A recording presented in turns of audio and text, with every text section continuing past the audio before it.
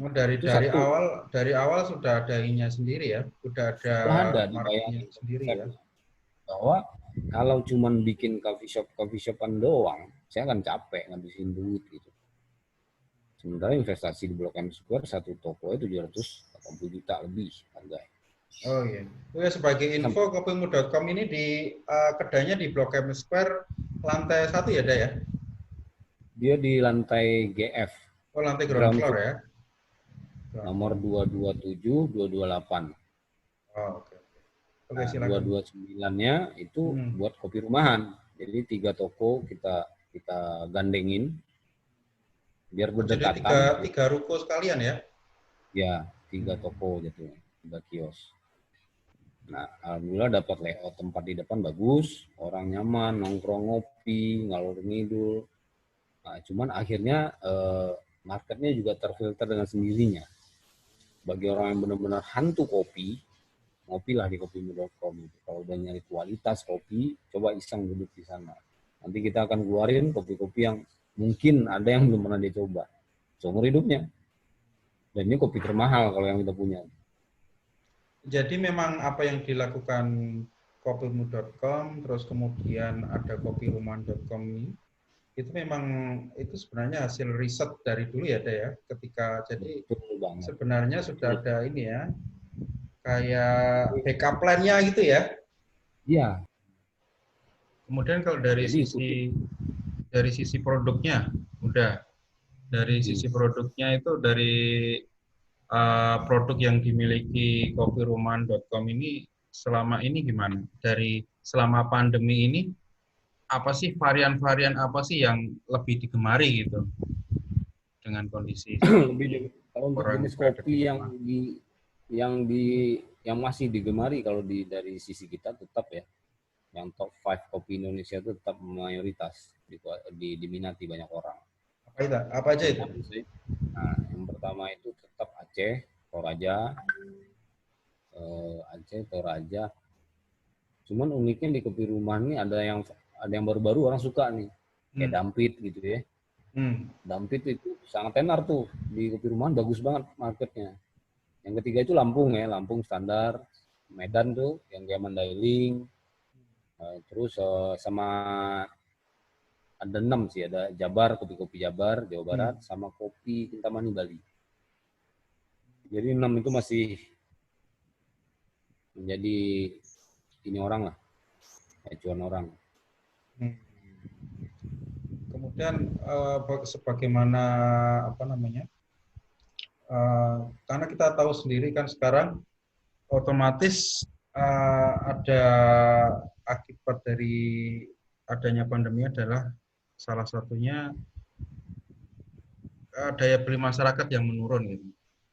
Mereka untuk mengeluarkan uang ini hati-hati ya, harus lebih berhati-hati, lebih prioritas ke kebutuhan-kebutuhan pokok. Nah ini untuk produk kopi sendiri ini uh, posisinya ada di mana sekarang gitu?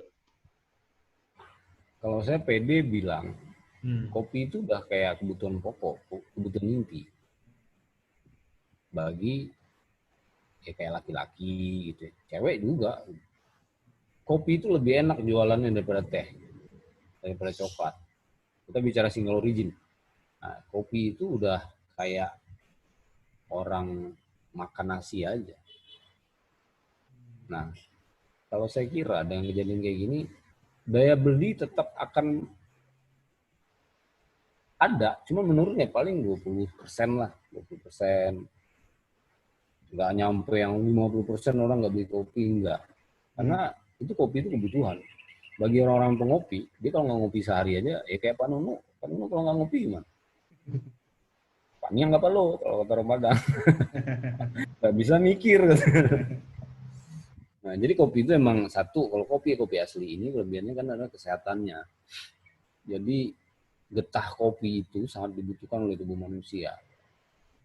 Getah kopi itu nggak boleh salah seduh atau ngaco seduhnya, jadi nggak maksimal gitu vitamin-vitamin yang ada di kopi.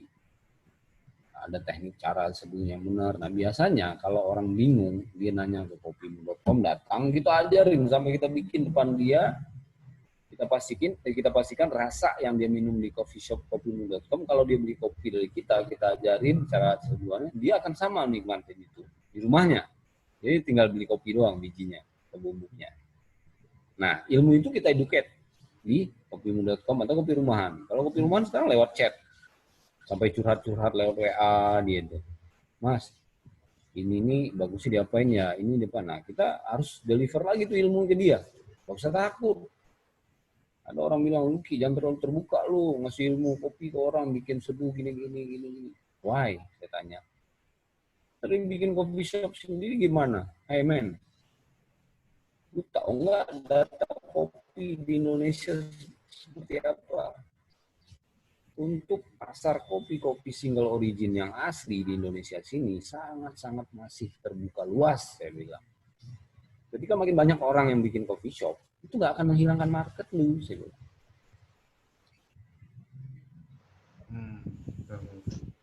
Nah, kemudian jadi jangan pernah takut.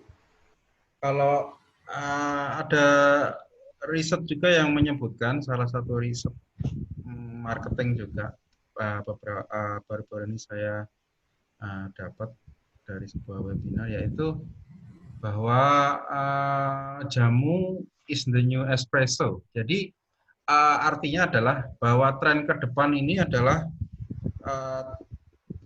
tren kalau di sisi minuman adalah minuman yang menunjang kesehatan, yang mampu menjaga imunitas, itu adalah minuman-minuman yang akan menjadi tren di di after pandemi besok. Nah, untuk kopi sendiri sebenarnya gimana sih dari konten kopi sendiri itu mempunyai sisi-sisi yang mempunyai peran ini nggak untuk memelihara imunitas tubuh nggak sih sebenarnya? Pastinya kopi itu sangat-sangat membantu imun tubuh. Contoh kecil, kalau orang tua dulu bilang, kalau sampai sekarang pun masih banyak ya, kayak saya aja ngasih. Ketika ada bayi biar panasnya nggak terlalu tinggi apa semacam, jadi disuruh apa? Minum kopi bukan? Kasih kopi sesendok ke anak kecil, bocah, balita, benar nggak? Biar tidak step dia kalau panas. Pernah dengar nggak Pak Nunu? Ya. Nah, itu salah satu contoh bukti. Jadi sebenarnya kopi itu, kalau kita bicara kopi asli, single origin, yang kayak kami jual, ini sebenarnya sudah sama dengan jamu. Kalau orang itu kopi jamu ini. Nah, cuma kategorinya kopi. Tapi kalau diukur bahannya, itu bubuk kopi yang habis digrinder dari biji itu udah kayak jamu sebenarnya. Makanya getahnya itu bisa memperlancar darah, ya kan?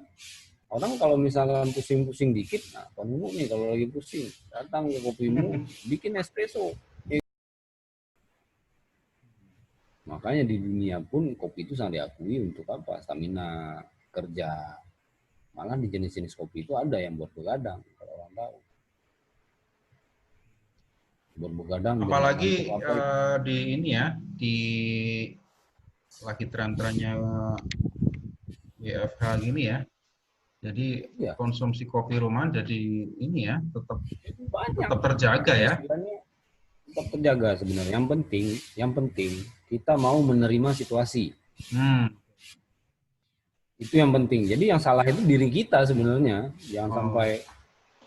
Kenapa? Setiap cobaan itu ada jalannya kok. Yang penting kamu termasuk manusia-manusia yang berpikir, bukan? Nah, kan itu kata Tuhan. Iya, karena banyak bisnis sekarang juga ada kesadaran baru, yaitu bahwa sebenarnya ternyata yang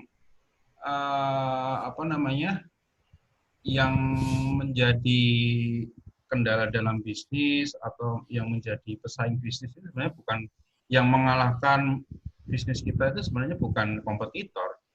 Ternyata yang mengalahkan bisnis kita itu adalah kita sendiri ya. Karena di saat ini kompetitor juga mengalami hal yang sama gitu kan. Iya. Nah, kemudian mungkin terakhir udah apa yang bisa disampaikan gitu Uda Ruki ini kepada para penggiat bisnis kopi ini ya, khususnya di Ya, terima kasih tengah teman-teman. pandemi ini Nah, dan ke depan after pandemi ini apa yang bisa. Nah, ini. ya, yang penting satu, kita punya akal, pikiran, itu benar harus kita maksimalin. Kita harus berpikir keras dalam setiap hal. Jika ada kejadian pandemi begini, kita harus benar-benar menggunakan akal ini. Cari referensi, baca banyak silaturahim gitu, browsing. Untuk apa? Untuk mencoba bertahan di dunia bisnis kita. Banyak kok yang hancur, benar hancur. Dan kalau untuk bicara kopi doang ya, kalau kita bicara kopi, dia marketnya nggak hancur kok. Cuman how to delivery-nya doang. Ya. Dipelajarin. Ya. Nah, salah satunya ingat, clue-nya kita punya teknologi. Kita beli handphone mahal-mahal, itu udah bisa ngasilin duit. Nah, itu caranya. Cuman kita harus bekerja sedikit gitu, bekerja gitu dengan handphone itu. Bekerjanya ya kayak saya bikin marketplace, saya upload gambar, saya edit, bekerja sedikit, saya upload, nantinya hasilnya ada. Jadi buat para penggiat kopi memang market jangan khawatir masih tetap ada gitu ya, ya. Jangan khawatir masih tetap ada. Ya. Mereka bingung aja belinya gitu. Malah justru mereka marketnya yang bingung ya. Kalau kita yang runtuh ya, jadi tinggal kita harus tetap nongol bagi mereka gitu ya. Ya ini di WA saya ini kebuktian orang-orang, Mas kalau saya reseller dapat nggak duit Mas? Ini harga Mas kalau udah murah dapat lagi nggak saya tuh? Ya bisa dikondisikan saya bilang. Jadi istilahnya itu tadi harus benar-benar market tuh masih banyak kok.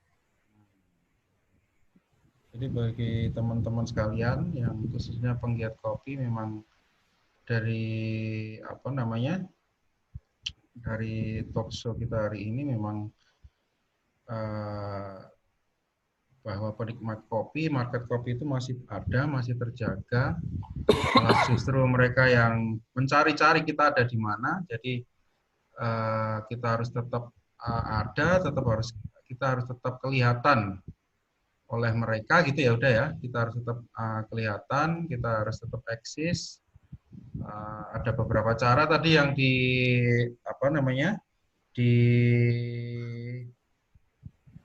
diinfokan oleh Uda tadi, bahwa satu kita screening database kita ya udah ya, database customer kita kasih notifikasi satu-satu ya, kita kasih info satu-satu ya. Ya betul. Ya. Kan di rumah juga nggak kemana-mana, jadi kita banyak waktu buat follow mereka. Malah kita di rumah malah semakin sibuk kayaknya udah ya. Iya, ini saya ya benar-benar Pak Nunu, benar-benar luar biasa, pengalaman ini luar biasa. Cuman ya yang tahu kan saya sendiri kan, dan penjualan yang ada gitu. Ya. Oke, gitu teman-teman. Mungkin ada yang ingin disampaikan lagi? Udah? Itu aja. Semangat selalu kita. Berdoa, jangan lupa, mudah-mudahan pandemi cepat berlalu. Kita bisa usaha normal lagi. Dan lebih cenderung, pada saat normal lagi, saya berharap silaturahim kita itu makin gila lagi deh. Lebih baik lagi kita sama-sama biar maksimal lah buat ke depan. Iman besar kok, sangat besar iman. Oke, begitu ya teman-teman. Acara talkshow kita yang ketiga ini dalam rangka Sadyani Bazar Online Ramadan. Kita masih ada talkshow lagi besok. Akan kita update segera di Instagram kami. Oke, sekian teman-teman. Terima kasih. Terima kasih udah Rocky. Sama-sama, terima kasih Pak Nunu. Assalamualaikum warahmatullahi wabarakatuh. Waalaikumsalam warahmatullahi wabarakatuh.